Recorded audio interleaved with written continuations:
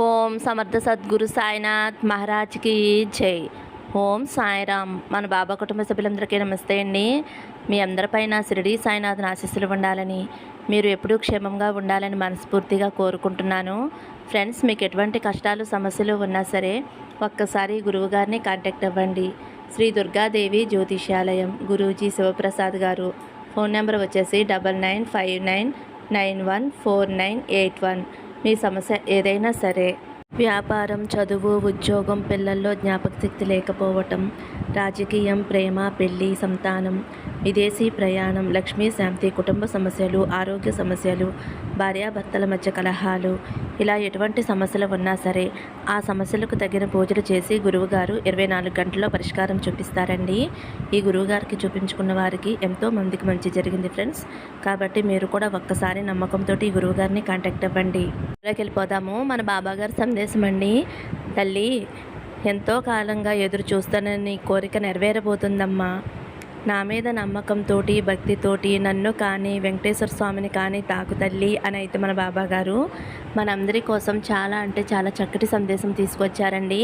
మరి మన బాబాగారు ఇలా ఎందుకు చెబుతున్నారో ఆయన మాటల్లోనే తెలుసుకుందాము. చిన్న రిక్వెస్ట్ ఫ్రెండ్స్, మన వీడియోస్కి అయితే ఒక చిన్న లైక్ ఇవ్వండి. ముందుగా అయితే బాబాగారిని తాకిన వారి గురించి అయితే మన బాబాగారు ఇలా అంటున్నారండి. తల్లి, ఈ రోజు నుంచి నీకు మంచి రోజులు మొదలవుతున్నాయి. నీ దిగులు, చింత నీ నుండి నేను దూరం చేయబోతున్నానమ్మా.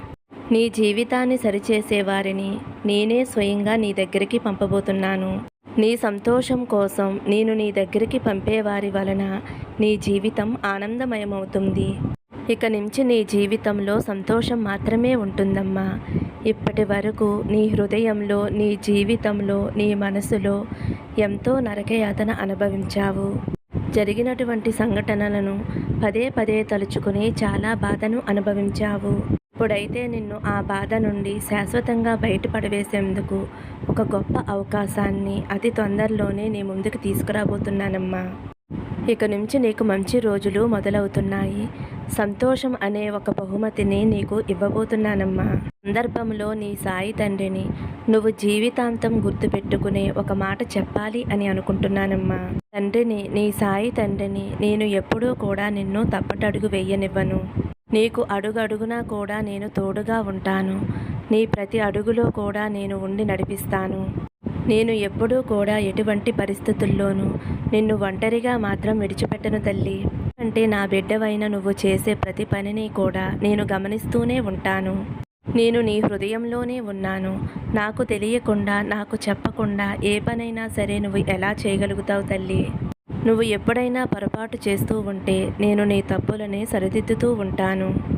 అటువంటప్పుడే నీకు బాధ కలుగుతూ ఉంటుంది. ఎందుకంటే నువ్వు నన్ను సంపూర్ణంగా నమ్మి నాకు నీ బాధ్యత అప్పగించిన తరువాత నీకు కష్టం కలిగినా సరే నేను నిన్ను మంచి దారిలో నడిపించేందుకు ఎల్లవేళలా కూడా నీకు నేను తోడుగానే ఉంటున్నానమ్మా.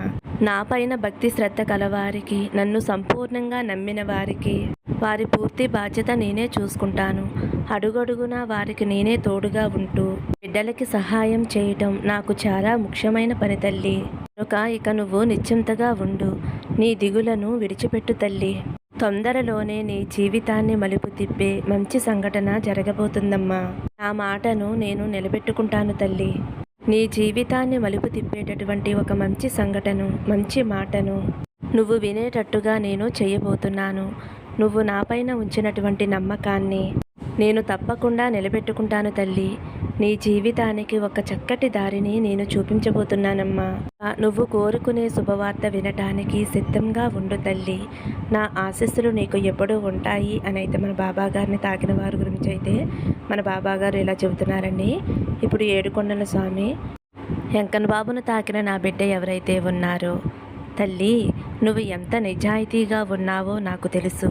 ఎంత అనుకువగా ఉన్నావో నాకు తెలుసమ్మా. ఎవరిని బాధ పెట్టకుండా, ఎవరి జోలికి వెళ్లకుండా నీ జీవితం నువ్వు జీవిస్తున్నావు. చుట్టుముట్టి జనం నీ జీవితాన్ని ఒక వేడుకగా చూస్తున్నారమ్మా. చూసేదానితో ఆపకుండా నిన్ను హేళన చేస్తున్నారు కదా. ఒక దెబ్బ కొట్టినా ఓర్చుకోగలవు, కానీ మాటలతోటి తోటాల్లా నిన్ను పొడుస్తున్నారు. నిన్ను చితక్కొట్టే ఆయుధంగా వాళ్ళ నాలిక పనిచేస్తుంది కదమ్మా. ఇంకా మాట్లాడే మాటల వేడికి తట్టుకోలేక కాలిపోతున్నావు కదమ్మా. అంత ధైర్యంగా ఉన్నా సరే కొన్నిసార్లు నీకు కన్నీరు తప్పనిసరి అవుతుంది తల్లి. నీకు అందరినీ నవ్విస్తూ అందరితో కలిసి ఆనందంగా ఉండాలి అని అనుకుంటావు. కానీ కొన్నిసార్లు కొంతమంది నిన్ను పెట్టే బాధ, కష్టం నిన్ను మానసికంగా కృంగతీసేస్తుందమ్మా. నువ్వు నీ ప్రేమని చిన్నచూపు చూసినప్పుడు, నీ జీవితాన్ని విమర్శిస్తూ ఉంటే నువ్వు పడే వేదన వల్ల నీ శక్తిని కోల్పోతున్నావు తల్లి. అప్పుడు కూడా నీ కోపం కన్నీరు రూపంలో బయటికి వస్తుందే కానీ ఇతరులని ఏమీ అనవు. మనసారా ఇతరుల మీద కోపం అనేదే తెచ్చుకోవు కదమ్మా. గురించి నువ్వు తలుచుకుని దిగులుగా ఉంటున్నావు. మిగతా వారికి నీ బాధని చెప్పవలసిన అవసరం లేదు తల్లి. నేటికి కారణమైన ప్రతి ఒక్కరికి కూడా తగిన గుణపాఠాన్ని నేను వాళ్ళకి చెబుతాను తల్లి.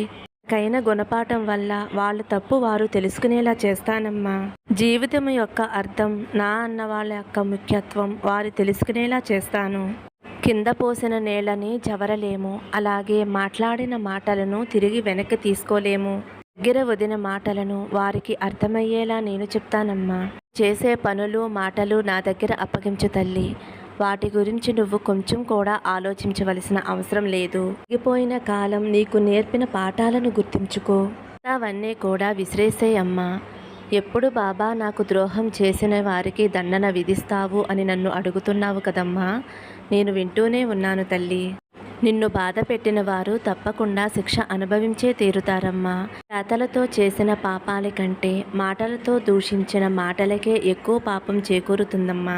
నిన్ను అన్నందుకు, మాటలతో నిన్ను బాధ పెట్టినందుకు, నీకు మనశ్శాంతి లేకుండా చేసినందుకు తప్పకుండా వారు కఠినమైన శిక్ష అనుభవించే తీరుతారు తల్లి. నువ్వు ఏమాత్రమూ కూడా దిగులు పడవద్దమ్మా. వారు నీ వెనక నేను ఉన్నాను అనే సంగతి మర్చిపోయి నీ జోలికి వచ్చారు తల్లి. వారు అనుభవించే శిక్ష చూసి అప్పుడు వారే తెలుసుకుంటారు నేను ఎంత పాపం చేశానో, తనని ఎంత బాధ పెట్టాను అని. వారి తప్పు వారు తెలుసుకుని తప్పకుండా నీ కాళ్ళ దగ్గరికి క్షమాపణ చెప్పటానికి వస్తారు తల్లి. వాళ్ళు నిన్ను ఎంత బాధ పెట్టారో, ఎంత ఏడిపించారో అంతా నేను చూస్తూనే ఉన్నాను తల్లి. సమయం కోసం ఎన్ని రోజులు వేచి ఉన్నాను. నువ్వు పడిన బాధను చూస్తే నా గుండె తరికిపోయేదమ్మా. కానీ వారికి శిక్ష వేసే సమయం అయితే వచ్చేసింది తల్లి. నిన్ను ఏడిపించిన వారికి తప్పకుండా శిక్ష వేసే తీరుతాను తల్లి. వారు ఖచ్చితంగా అనుభవించే తీరుతారు. ఇంకా జీవితంలో ఎప్పుడూ కూడా ఎవరి జోలికి వెళ్లకుండా చేస్తానమ్మా. ఇక నువ్వు దేని గురించి కూడా బాధపడవద్దు. నీ జీవితం ఎంతో సంతోషంగా, ఆనందంగా ఉంటుంది తల్లి. నువ్వు కోరుకున్న కోరికలన్నీ నెరవేర్చి నీ జీవితంలో సంతోషం, ఆనందం కలిగేలా చేస్తాను. ధైర్యంగా, సంతోషంగా ఉండు తల్లి అని అయితే మన బాబాగారు ఏడుకొండల స్వామిని తాకిన వారి గురించి అయితే ఇలా చెప్తున్నారండి. ఫ్రెండ్స్, ఈరోజైతే మన బాబాగారు మన అందరి కోసం మంచి సందేశం అందించారండి. ఈ సందేశం నచ్చితే ఒక చిన్న లైక్ ఇవ్వండి. సర్వే జన సుఖినో భవంతు. సమస్తం సద్గురు సాయినాథార్పణమస్తు. శుభం భవతు. జై సాయిరామ్.